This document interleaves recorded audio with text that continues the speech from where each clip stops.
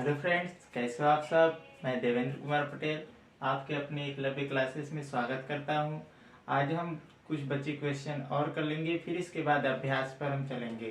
तो देखिए, पहला क्वेश्चन जो है जब लोहे की कील को कॉपर सल्फेट के विलयन में डुबोया जाता है तो विलयन का रंग क्यों बदल जाता है। देखिए, लोहे की कील को, तो आयरन का कील जो है, आयरन का प्रति, इसको हम रिएक्शन के थ्रू बता रहे हैं Fe+, और ये क्या है, कॉपर सल्फेट। कॉपर सल्फेट का हमारे पास क्या है, विलयन। तो इसमें देखा जाए तो कॉपर की क्रियाशीलता आयरन की अपेक्षा कम होती है, जिसके कारण आयरन कॉपर को विस्थापित कर देता है। तो यहाँ पर जो रिएक्शन बनेगा वो बन जाएगा FeSO4 प्लस कॉपर। कहने का अर्थ है कि क्रियाशीलता के कारण ही विलयन का रंग बदल जाता है। लिखेंगे, जब लोहे की कील को कॉपर सल्फेट के विलयन में डुबोया जाता है तो विलयन का रंग इसलिए बदल जाता है क्योंकि कॉपर की क्रियाशीलता आयरन से कम होती है, जिसके कारण आयरन कॉपर को कॉपर के विलयन से विस्थापित कर देता है और आयरन सल्फेट का निर्माण कर लेता है। आशा करता हूं ये क्वेश्चन आप सभी को समझ में आया होगा। अगला देखिए, अभिक्रिया में उपचयित और अपचयित पदार्थ की पहचान कीजिए। तो उपचयित और अपचयित पदार्थ तो हम बताए होंगे, उपचयन और अपचयन। तो उपचयन को हम ऑक्सीकरण भी कहते हैं। अभिक्रिया के दौरान जिसमें ऑक्सीजन का योग हो या हाइड्रोजन का त्याग, उसे ऑक्सीकरण होता है, और जहां पर हाइड्रोजन का योग या ऑक्सीजन का त्याग हो वहां पर अपचयन होता है। तो देखिए, पहला रिएक्शन में तो यहां सोडियम के साथ ऑक्सीजन आकर जुड़ गया, सोडियम के साथ ऑक्सीजन आकर जुड़ गया। तो ऑक्सीजन के जुड़ने का मतलब ऑक्सीकरण हुआ। तो ऑक्सीकरण का मतलब कि सोडियम का Na2O, सोडियम ऑक्साइड में क्या हुआ, उपचयन। तो यहाँ पर उपचयित पदार्थ कौन होगा, ये सोडियम हमारा क्या मिल जाएगा, उपचयित उपचयित पदार्थ। उपचयित पदार्थ कौन होगा, सोडियम। तो बाकी इसमें एक और तत्व बता है, ऑक्सीजन। तो ऑक्सीजन हमारा क्या होगा, अपचयित पदार्थ। ये क्या हो जाएगा, अपचयित पदार्थ। अब देखिए, दूसरा जो रिएक्शन है, कॉपर ऑक्साइड प्लस H2 और कॉपर प्लस H2O।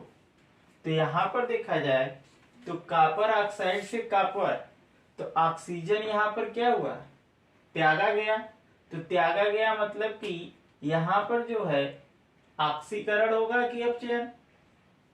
तो ऑक्सीकरण मतलब ऑक्सीजन का योग, अपचयन का मतलब हाइड्रोजन का योग। तो यहां से निकल गया, तो यहां CuO का हो जाएगा अपचयित। तो यहां पर CuO जो होगा अपचयित पदार्थ, ये हमारा क्या होगा, अपचयित पदार्थ। और फिर उसके बाद हाइड्रोजन जो है वो हो जाएगा हमारा उपचयित पदार्थ। क्या होगा, उपचयित पदार्थ, उपचयित पदार्थ। देखिए, हम फिर से बता दे रहे हैं, जैसे अभिक्रिया के दौरान जिसमें ऑक्सीजन का योग होता है वहां ऑक्सीकरण होता है, और जिसमें हाइड्रोजन का योग होता है वहां पर अपचयन होता है। तो इस क्रिया में देखें तो सोडियम ऑक्सीजन से क्रिया कर सोडियम ऑक्साइड बना रहा है। तो सोडियम से ऑक्सीजन जुड़ा, तो यहाँ पर सोडियम क्या हो जाएगा, उपचयित, और ऑक्सीजन अपचयित। और इस रिएक्शन में देखिए, कॉपर ऑक्साइड और हाइड्रोजन, तो इधर जाकर कॉपर प्लस जल बन रहा है। तो कॉपर ऑक्साइड में ऑक्सीजन था, लेकिन यहाँ पर कॉपर के साथ ऑक्सीजन नहीं है, त्याग दिया गया। तो ऑक्सीजन का त्याग मतलब अपचयन। तो यहाँ पर कॉपर ऑक्साइड हमारा क्या हो जाएगा, अपचयित पदार्थ। और ये जो हाइड्रोजन है इससे ऑक्सीजन जुड़ गया, तो ये हमारा उपचयित पदार्थ होगा। एक प्रश्न और है, देख लीजिए, द्विविस्थापन अभिक्रिया। द्विविस्थापन अभिक्रिया का उदाहरण दीजिए।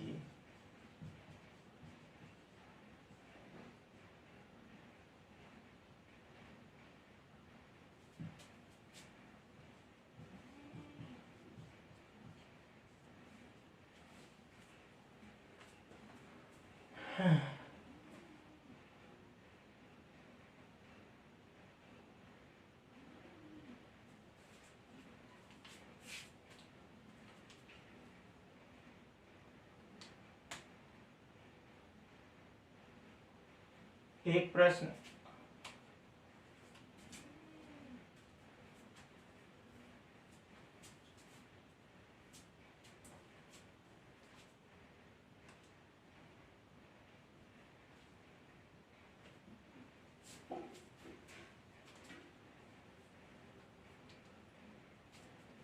एक प्रश्न और है, देख लीजिए। द्विविस्थापन अभिक्रिया का उदाहरण दीजिए।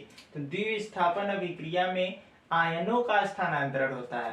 तो अगर हम ऐसी अभिक्रिया लिख दें जिसमें आयनों का स्थानांतरण हो तो वो हमारे किसके अंतर्गत आएगा? द्विविस्थापन अभिक्रिया के अंतर्गत। जैसे हम बता रहे हैं, बेरियम क्लोराइड की अभिक्रिया अगर पोटेशियम सल्फेट के साथ कर दें तो यहाँ पर देखें, तो बेरियम सल्फेट को अगर तोड़ेंगे तो बेरियम धन आयन में टूटेगा और क्लोरीन ऋण आयन में, और यहाँ पर तोड़े तो पोटेशियम धन आयन में टूटेगा और सल्फेट ऋण आयन में। तो इसका धन आयन इसके ऋण आयन से जुड़ेगा और इसका ऋण आयन इसके धन आयन से। कहने का अर्थ है कि बेरियम सल्फेट और पोटेशियम क्लोराइड का निर्माण होगा। तो यहाँ पर आयनों का स्थानांतरण हुआ है, तो इसलिए ये हमारा किसके अंतर्गत आएगा? द्विविस्थापन अभिक्रिया के अंतर्गत। यदि आपको क्वेश्चन समझ में आ रहे हैं तो मेरे चैनल को सब्सक्राइब, लाइक, शेयर और कमेंट जरूर कीजिएगा। धन्यवाद।